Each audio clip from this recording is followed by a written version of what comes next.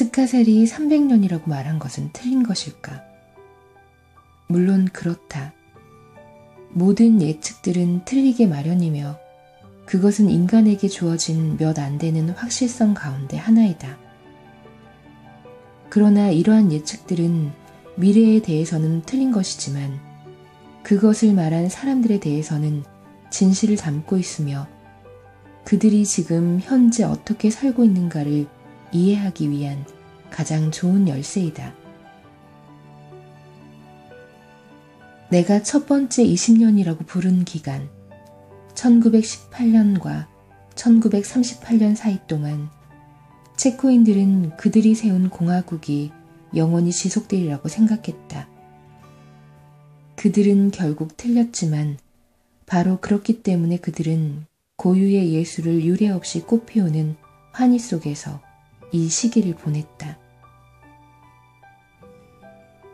소련의 침공 이후로 공산주의가 곧 사라지리라고는 결코 생각하지 못했기에 그들은 또다시 끝없는 무한함 속에 살고 있다고 생각했다.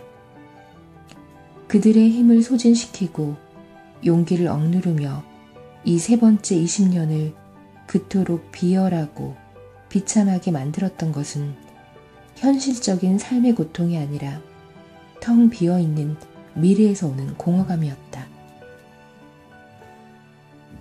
자신의 12음계 미학이 음악사에 머나먼 지평을 열었다고 확신한 아르놀트 셈베르크는 1921년에 자기 덕분에 독일 음악, 비엔나 출신인 그는 오스트리아 음악이라고 하지 않고 독일 음악이라고 말했다. 지배, 그는 영광이라고 하지 않고 지배라고 말했다. 향후 100년 동안 나는 그의 말을 정확하게 인용하는 바 그는 100년이라고 말했다. 지속될 것이 확실하다고 선언했다.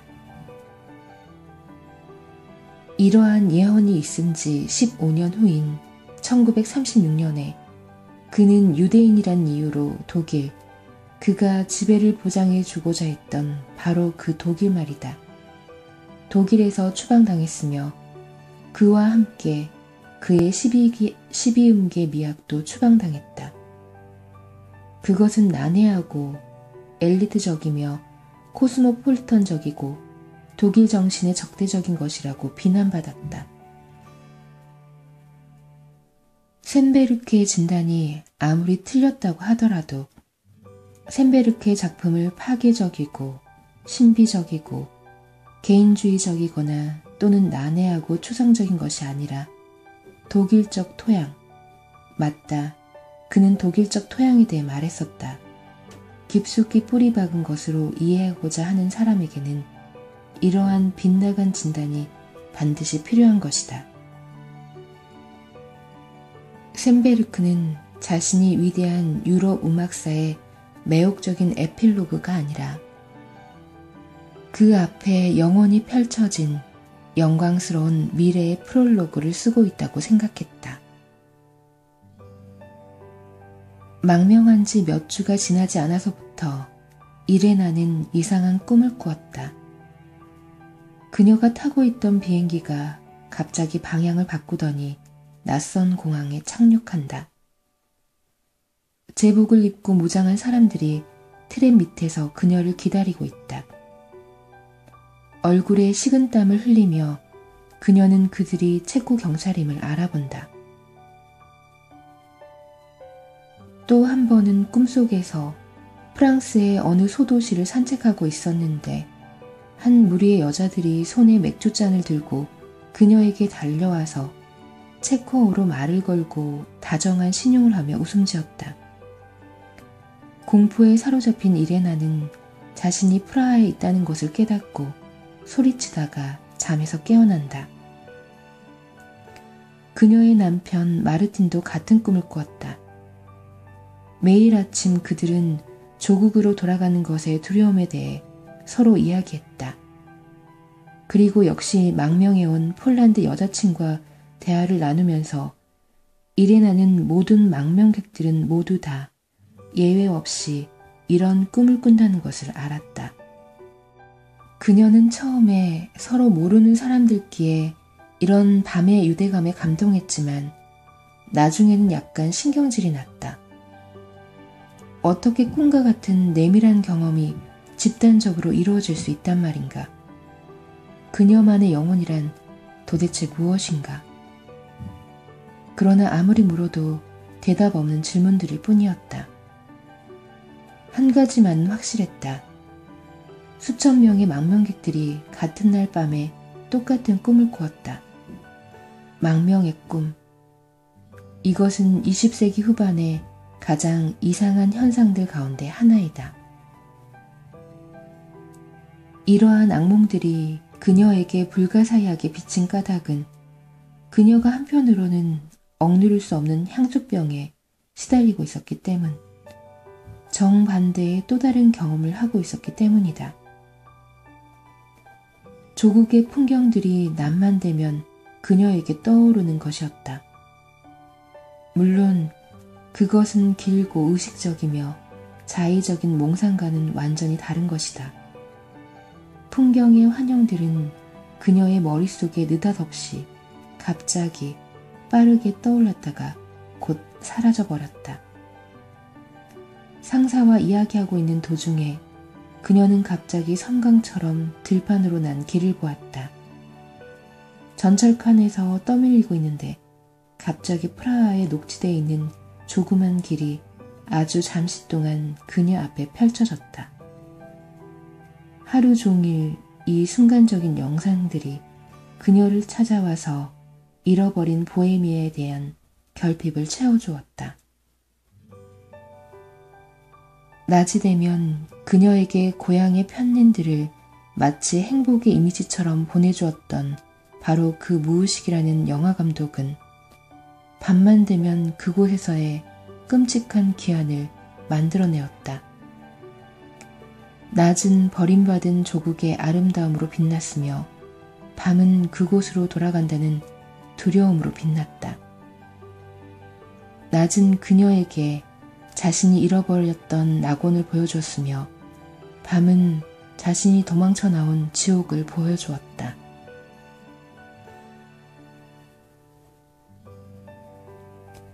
프랑스 대혁명의 전통에 충실했던 공산주의 국가들은 망명을 가장 추악한 배반으로 간주하고 맹렬히 비난했다.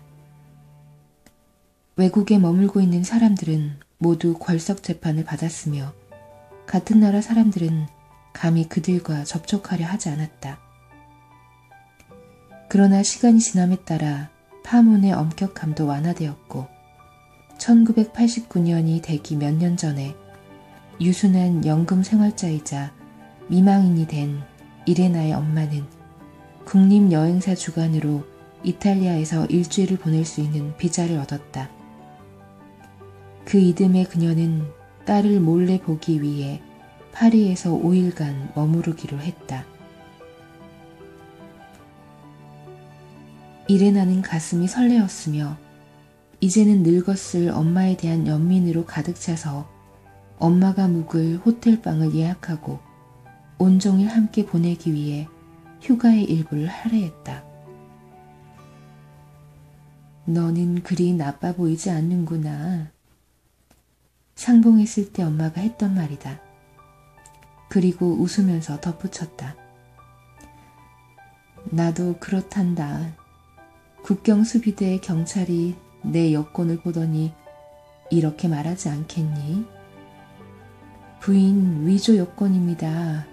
여기 적힌 건 당신 생년월일이 아닙니다. 갑자기 이레나는 늘 알고 있었던 엄마의 모습을 다시 발견하고 근 20년이 지났는데도 엄마는 전혀 변하지 않았다는 인상을 받았다. 늙어버린 엄마에 대한 연민의 감정은 증발해버렸다. 딸과 엄마는 시간을 벗어난 두 존재들, 시간을 초월한 두 본질들처럼 서로 마주보고 있었다. 그러나 17년이 지나서 딸을 보러 온 엄마의 존재를 달갑지 않게 여긴다면 딸의 입장에서 볼 때 너무 나쁜 일이 아닌가. 이레나는 착한 딸로 처신하기 위해 그녀의 이상과 도덕심을 총동원했다. 그녀는 엄마를 모시고 에펠탑 2층에 있는 식당으로 저녁 식사를 하러 갔다. 그녀는 생강에서 바라본 파리의 모습을 보여주려고 유람선을 탔다. 그리고 엄마가 미술 전람회를 보고 싶어 해서 피카소 미술관에 데려가기도 했다. 두 번째 전시실 앞에서 엄마는 멈추어 섰다. 화가인 친구가 하나 있는데 그녀가 그림 2점을 선물로 주었지. 그게 얼마나 아름다운지 너는 상상도 못할 거야. 세 번째 전시실에서 그녀는 인상주의 화가들을 보고 싶어 했다. 제드폰 미술관에는 상설 전시가 있어. 이제는 그렇지 않아. 인상주의 화가들은 이제 제드폰 미술관에는 없어. 이레나가 말했다. 아니야. 그들은 제드폼에 있다니까. 내가 알아. 그리고 반 고흐를 보지 않고서는 파리를 떠나지 않을 거야. 라고 엄마는 말했다. 반 고흐의 부재를 보상하기 위해 이레나는 엄마에게 로댕 미술관을 보여주었다.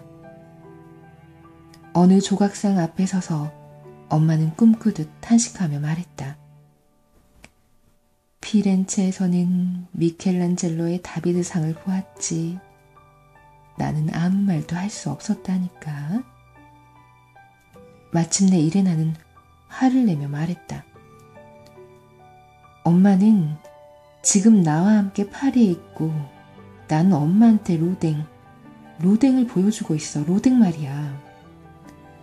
로댕을 지금까지 본 적도 없으면서 왜 로댕 앞에서 미켈란젤로를 생각해? 그 질문은 정확했다. 왜 몇십 년 만에 딸과 재회한 엄마는 딸이 자신에게 보여주고 말해주는 것에는 관심을 갖지 않는 것일까? 체코 관광객들과 함께 보냈던 미켈란젤로가 로댕보다 그녀를 사로잡은 이유는 무엇일까?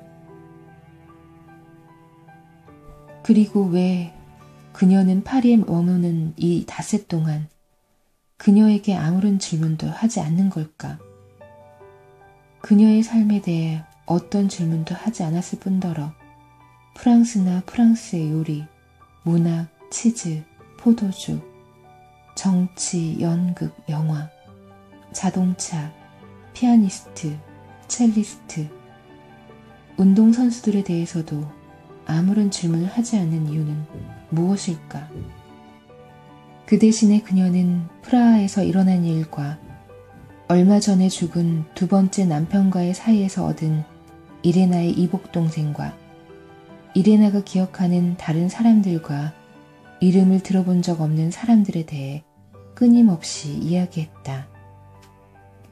그녀는 2~3번 프랑스에서의 자신의 삶에 대해 말해보려고 했으나 엄마의 빈틈없는 말의 장벽을 넘지 못했다. 어렸을 때부터 항상 이런 식이었다. 엄마는 아들은 마치 계집애처럼 부드럽게 키웠지만 딸에 대해서는 엄격하게 스파르타식이었다. 나는 그녀가 이레나를 사랑하지 않았다고 말하려는 것인가? 아마도 그녀가 경멸했던 그녀의 첫 번째 남편인 이레나의 아버지 때문에? 이러한 조악한 심리학은 경계하도록 하자. 그녀의 행동은 최선의 의도에서 나온 것이었다. 힘과 건강이 넘쳤던 그녀는 자신의 딸에게 활기가 부족한 것을 걱정했다.